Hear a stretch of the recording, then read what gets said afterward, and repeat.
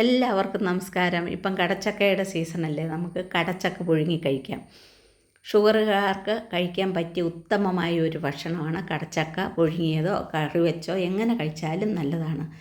2 കടച്ചക്ക എടുത്തിട്ടുണ്ട്. അത് ചെത്തി അത് കഴുകി ഞുറുക്കി എടുക്കാം നമുക്ക്. അതിൻ്റെ അകത്ത് ആ കൂഞ്ഞു പോലെയുള്ളത് അത് ചെത്തിക്കളയണം. എന്നിട്ട് കുറച്ച് വലുതായിട്ട് ഞുറുക്കിയാൽ മതി. കാരണം പുഴുങ്ങാനില്ലേ, കറി വെക്കാനില്ലാത്തതുകൊണ്ട്.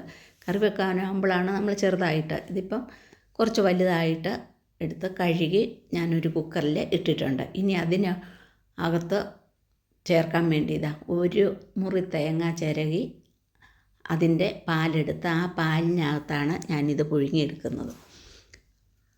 അതിനകത്ത് ഒഴിക്കാനുള്ള ഒരു 1/2 ഗ്ലാസ് വെള്ളത്തിൽ മാത്രം ഈ പാല് ഒന്ന് പിഴിഞ്ഞെടുത്താൽ മതി. തേങ്ങ പിഴിഞ്ഞെടുത്താൽ മതി. കാരണം അധികം വെള്ളം വേണ്ട.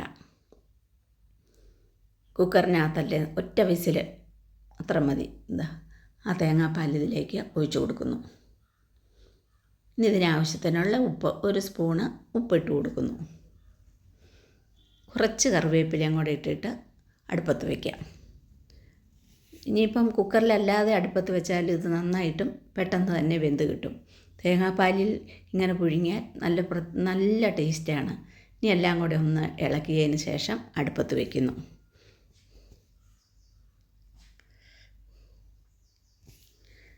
അത് വേകുന്ന സമയം കൊണ്ട് ഇതിന് കൂട്ടാനുള്ള മുളക് റെഡിയാക്കാം.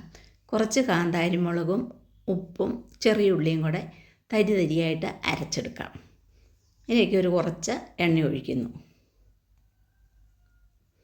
ഇനി ഒന്ന് ഇളക്കി യോജിപ്പിക്കാം. ഈ സമയത്ത് കുക്കറിൽ 1 വിസിൽ വന്നിട്ടുണ്ട്. ഞാൻ വാങ്ങി വെച്ച് അത് തണുത്തതിന് ശേഷം, അതിൻ്റെ ആവി പോയതിന് ശേഷം ഞാൻ വേറൊരു പാത്രത്തിലേക്ക് കുടഞ്ഞിട്ടു. കണ്ടോ, നല്ല ചൂടാണ്. ആ ചൂടെ തന്നെ ഇതിലേക്ക് ഞാൻ കുറച്ച് തേങ്ങ ചിരകിയതും കൂടെ ഇടുവാണ്. എന്നിട്ട് അതെടുത്തൊന്ന് കുടഞ്ഞ് ഇളക്കുക. നല്ല സൂപ്പർ ടേസ്റ്റാണ്. ഇനി വെളിച്ചെണ്ണ ഒഴിക്കേണ്ടവർക്ക് അത് ഒഴിക്കാം. ഞാനിവിടെ എണ്ണ ഒഴിക്കുന്നില്ല, തേങ്ങ മാത്രമേ ഇടുന്നുള്ളൂ. ഇങ്ങനെ തേങ്ങാപ്പാലിൽ പുഴുങ്ങി തേങ്ങയും ഇട്ട് ഇത് കഴിക്കാൻ നല്ല ടേസ്റ്റാണ്. ഇങ്ങനെ കഴിച്ചിട്ടില്ലാത്തവരൊന്ന് കഴിച്ച് നോക്കൂ.